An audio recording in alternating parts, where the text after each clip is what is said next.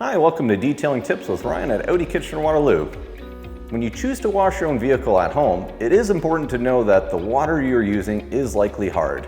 This means that the water is mineral rich, and upon drying, those minerals are left on the clear coat. These watermarks can be challenging to remove afterwards and will require shampoo to be applied again. To avoid water spots, dry your vehicle as soon as you can.